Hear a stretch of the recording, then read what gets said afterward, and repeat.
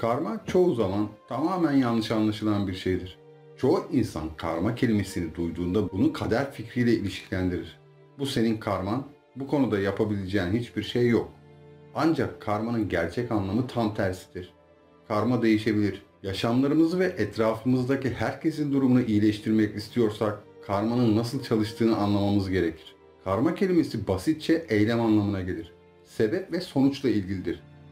Karma yasası aslında çok bilimseldir. Fiziksel dünyada bunu anlamak kolaydır. Parmağımızı sıcak sobanın üzerine koyarsanız hemen acı verir. Zihnin dünyasında karma tamamen aynı şekilde çalışır. Aynı tür neden ve sonuçtur. Ancak daha az somut olduğu için anlaşılması daha zordur. Zihin akışımızda zihinsel etkilerin olgunlaşması için de bir zaman gecikmesi vardır. Her şey bu neden sonuç hareketleri açısından birbiriyle ilişkilidir. Zihnimize koyduğumuz şeyin ne üzerinde büyük bir etkisi vardır? Her şeyde. Yemek gibi. Hepimiz biliyoruz ki vücudunuza kötü yiyecekler koyarsanız kendinizi iyi hissetmezsiniz. Benzer şekilde eğer olumsuz düşüncelere kapılırsanız kendinizi iyi hissetmezsiniz.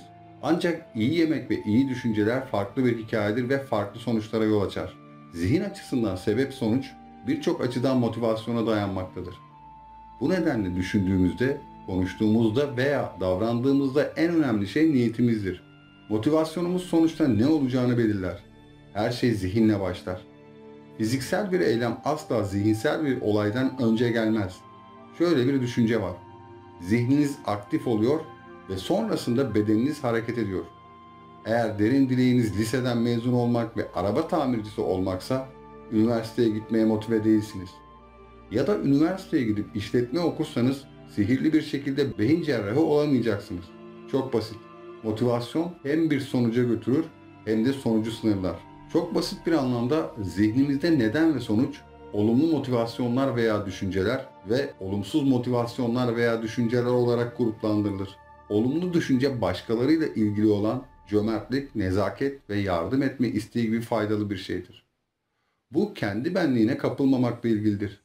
Ancak olumsuz düşünce ve duygular doğası gereği ben merkezlidir. Öfke, açgözlülük, kıskançlık, rekabet, her türlü kendine odaklanma, sadece kendi mutluluğunu düşünme ve kendi acısını gidermeyi isteme, yani başkalarına fayda sağlamayı istemenin tam tersidir. Ve ne kadar bencil düşüncelere ve duygulara kapılır ve onlarla meşgul olursak ve bunların ardındaki motivasyonu ne kadar güçlendirirsek, kendi çıkarımızı güvence altına almak için ne kadar çaba harcarsak o kadar az mutlu oluruz.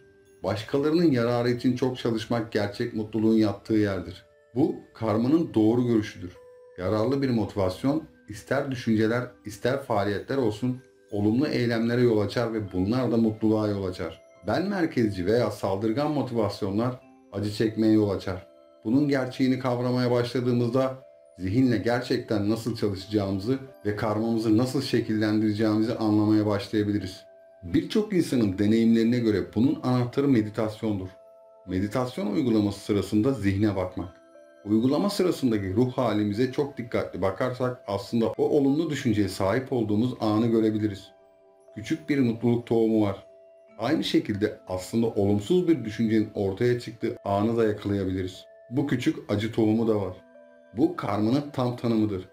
Sonuç kaçınılmaz olarak nedeni takip eder. Örneğin bazen birine patlayıp ona bağırdığınızda bir rahatlama ya da intikam duygusu oluşabilir ve bir nevi bundan hoşlanırsınız. Bir şekilde gaza gelmiş hissediyorsun. Ama hala pek de iyi hissettirmeyen dırdırcı bir his var. Belki buna vicdan diyoruz. Ve tam tersine cömert olduğumuzda ve başkalarına verdiğimizde o anda doğal bir iyilik ve esenlik duygusuyla bağlantı kurarız. Gelecekteki sonucun tohumu o andan itibaren oradadır. Meditasyon pratiği yoluyla zihnimizle çalışırken bunu görmeye başlayabiliriz.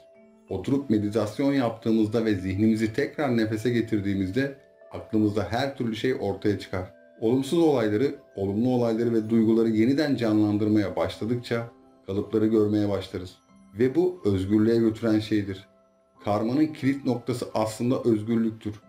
Kendi zihinlerimizin alışılmış kalıplarına tabi olmaktan kurtulmak.